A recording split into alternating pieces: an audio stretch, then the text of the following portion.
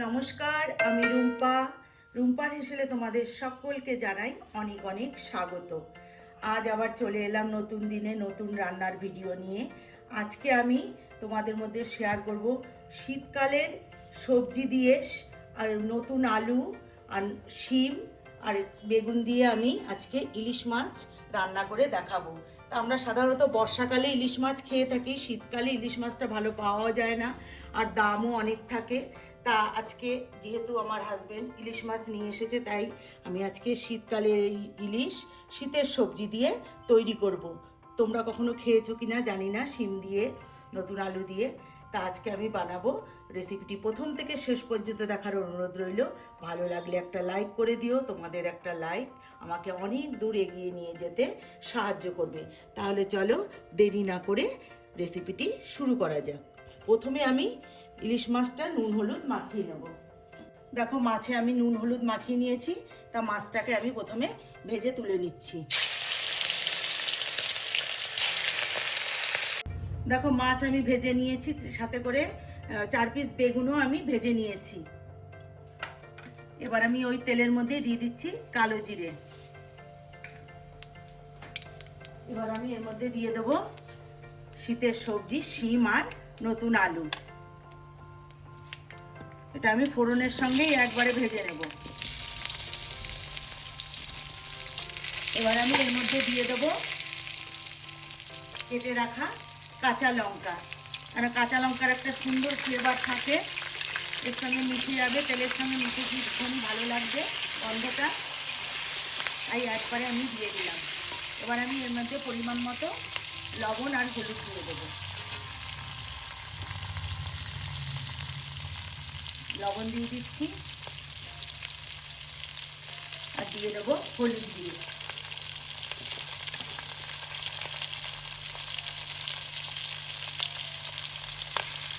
এবার আমি সব কিছু একসাথে করে ভালো করে ভেজে নেব।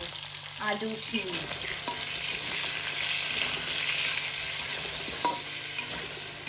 দেখো শিম আলু কিন্তু আমার ভাজা হয়ে গেছে। এবার আমি এর মধ্যে দিয়ে দেবো সামান্য একটু জিরের গুঁড়ো।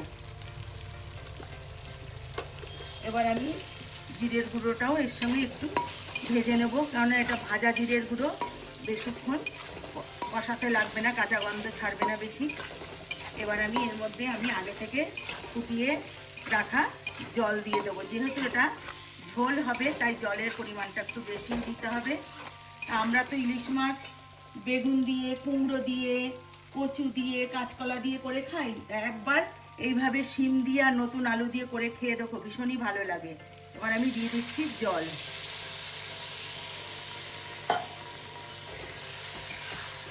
আমার আরেকটু জল লাগবে।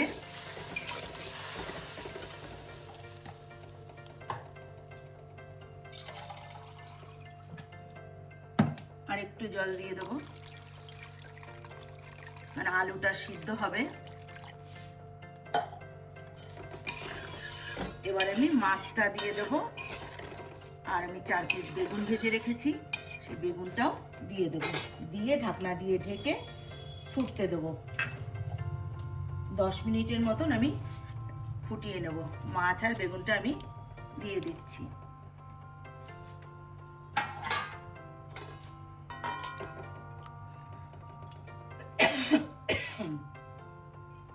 এবার আমি ঢাকনা দিয়ে ঢেকে রান্নাটা করব।